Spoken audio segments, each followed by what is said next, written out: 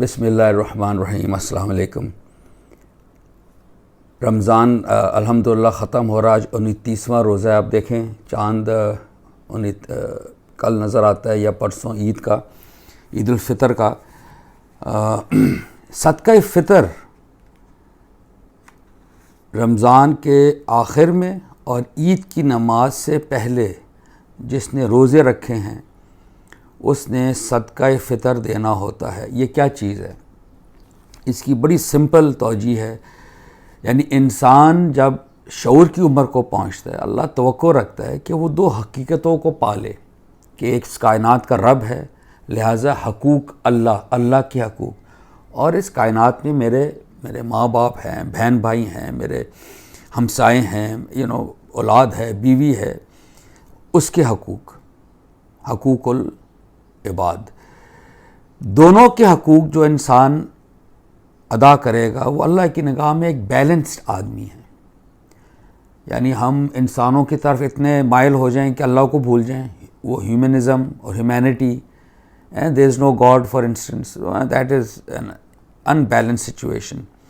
یا آپ اللہ کی طرف اتنے ہو جائیں کہ انسانوں کو حقوق پامال کر دیں، اپنی بیوی کے حقوق پورے نہ کریں، اپنے بچوں کے نہ کریں، کہ بس اللہ کی ہم نے اتنی لاؤ لگا لی، جس کو رہبانیت بھی کہا جا سکتا ہے، تو وہ بھی غلط ہے. دونوں چیزوں کا. تو عید الفطر اس ضمن میں آتی ہے کہ جب یہ صدقہ ہے، یعنی آپ نے روزے رکھے، اللہ نے توفیق دی ہے، ہم نے روزے رکھے الحمدللہ. اس میں جو کمی بیشی ہے وہ اس صدقہ سے امید ہے اللہ اس کمی بیشی کو پورا کر دے گا. اس کی بڑی زبردست ایک آیت ہے سورہ توبہ میں، 103 نمبر آیت ہے. اعوذ باللہ من الشیطان الرجیم، بسم اللہ الرحمن الرحیم. اللہ فرماتے ہیں خذ من اموالہم صدقۃ تطہرہم وتزکیہم بہا وصلی علیہم. یعنی اللہ فرما رہے ہیں کہ حضور علیہ السلام کو کہ تم صحابہ کرام سے تم ان کے اموال کا صدقہ قبول کر لو، اس سے تم ان کو پاکیزہ بناؤ گے اور ان کا تزکیہ کرو گے. یہ ہے وہ وجہ جب ہم صدقہ دیتے ہیں تو ہم دراصل ہم اللہ سے، دنیا سے کٹ کے اللہ کی طرف ہو جاتے ہیں. یعنی ہم نے کوئی چیز جس سے ہمیں محبت ہے مال کی، وہی چیز ہم نے اللہ کی راہ میں خرچ کر دی. اس کو صدقۃ الفطر کہتے ہیں.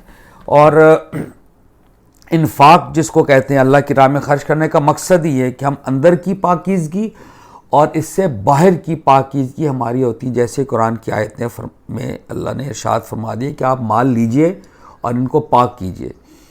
اس میں بہرحال ایک مقدار ہے اور وہ آپ کو نیٹ سے بھی مل جاتی ہے. وہ پتہ چل جاتا ہے کہ فی کس، یعنی میں اگر گھر کا سربراہ ہوں تو میرے گھر میں جتنے بھی افراد ہیں ان میں کوئی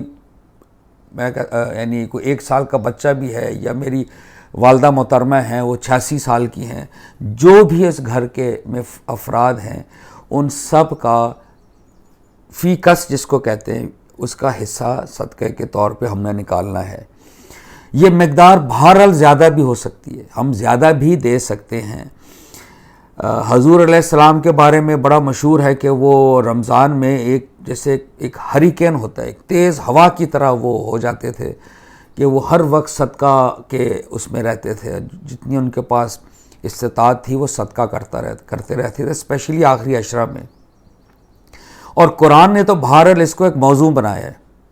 قرآن نے باقاعدہ انفاق کو، اللہ کی راہ میں پیسے خرچنے کو اللہ نے باقاعدہ ایک موضوع بنایا ہے. اللہ پاک فرماتے ہیں سورہ البقرہ میں، وہ ایک طویل آیت ہے، اس میں ایک تشبیہ اللہ نے دی، ایک میٹافر ہے کہ جیسے آپ ایک بیج بوئیں، یعنی 1 روپیہ خرچ کریں، وہ ایسے جیسے ایونچولی وہ 700 ٹائمز ہو جائے، 10 سے 700 گنا.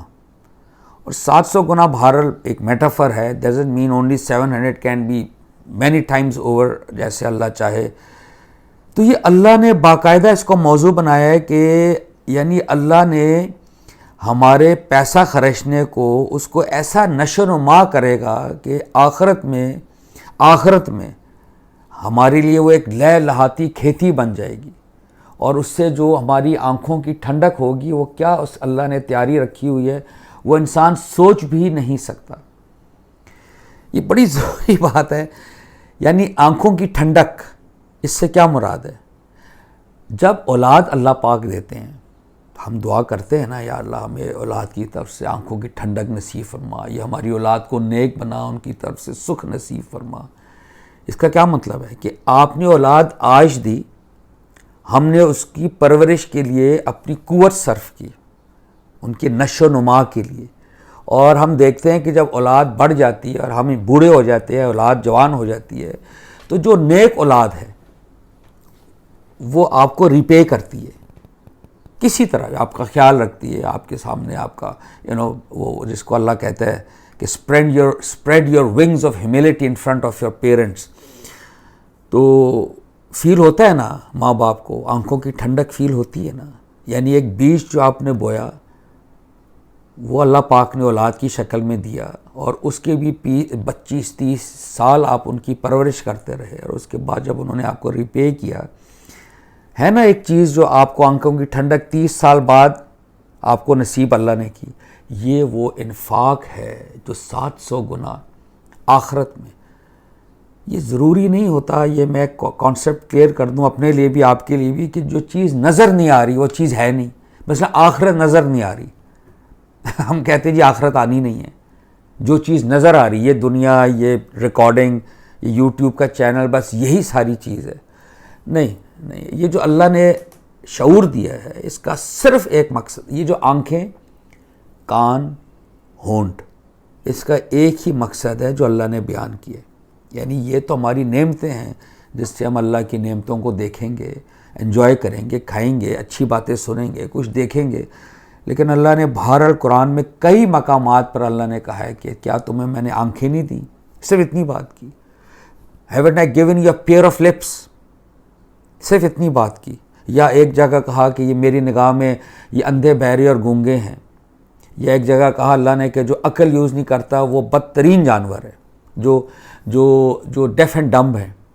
وائے؟ وہ ایکچولی نہیں ہے. اس کی وجہ یہ کہ جس مقصد کے لیے آنکھ بنائی گئی کہ آپ اس آنکھ سے حقائق دیکھیں، اس کان سے حق کو سنیں، اور اس ہونٹوں سے، زبان سے اس کا پرچار کریں، وہ آپ نے نہیں کیا. تو یہ اس کا مطلب اس لیے نہیں کیا کہ جی آخرت ہے ہی نہیں، ہم بس ٹھیک ہے ایٹ ڈرنک اینڈ بی میری اینڈ کھاؤ پیو موج کرو. نہیں، اللہ نے اس کو دیکھیں موضوع بنایا. 700 گنا آخرت میں آپ کو اس کا اجر ملے گا. دنیا میں ضروری نہیں کہ اجر ملے، آخرت میں تو ضرور ملے گا، ڈپینڈنگ آن آور نیت، کس انٹینشن سے ہم نے کیا. تو 10 to 700 ٹائمز. لہٰذا صدقہ فطر کا مقصد ہی یہ ہے. یعنی اس سے ایک معاشرے میں یہ جو ہم صدقہ خیرات کرتے ہیں، زکوٰۃ دیتے ہیں، اس سے معاشرے میں ایک حرارت پیدا ہوتی ہے، زندگی اس کے اندر آتی ہے. اور بہرحال یہ بھی نوٹ فرمائیے، یہ اللہ کا شکر ادا کرنے کا بہترین طریقہ ہے کہ آپ اللہ کا دیا ہوا مال، اس میں سے آپ اسی کے بندوں پر خرچ کریں، اور اس کو اپنا کارنامہ نہ سمجھیں کہ میں نے کمایا. جس طرح قارون کی مثال ہے، بڑی واضح مثال اللہ نے قرآن میں قارون کی دی، جو حضرت موسیٰ کے زمانے میں تھا، جس کو بہت مال دیا. اللہ نے کہا میں نے اتنا مال دیا کہ اس کی تجوری کی چابیاں، یعنی صرف اس کا ٹریجر نہیں، تجوری کی چابیاں طاقتور انسان اٹھاتے تھے. اس کو لوگ کہتے تھے آپ اللہ کا شکر ادا کریں، لوگوں کا حق دیں. اللہ نے آپ کو زیادہ مال دیا تاکہ آپ تسلیم کریں کہ اس میں لوگوں کا حق ہے. اس نے کہا نہیں، میں نے تو یہ اپنی عقل سے کمایا ہے. تو بہرحال وہ اللہ کو بات پسند نہیں آئی. تو اسی لیے چونکہ یہ آزمائش کی دنیا، کسی کو زیادہ ملتا ہے، کسی کو کم ملتا ہے، تو اللہ پاک توقع رکھتے ہیں کہ آپ صدقہ کیجئے. یہ صدقۃ الفطر کا مقصد یہ ہے. اور میں آپ سے گزارش کرنا چاہتا ہوں کہ عید کی نماز سے پہلے آپ نے وہ رقم دے دینی ہے. کس کو دینی ہے؟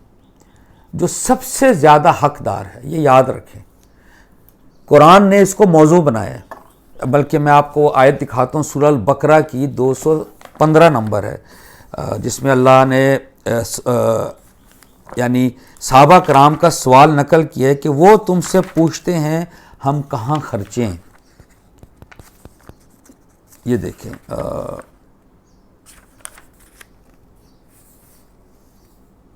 یسألونک ماذا ينفقون، وہ تم سے پوچھتے ہیں ہم انفاق ہم کہاں خرچیں.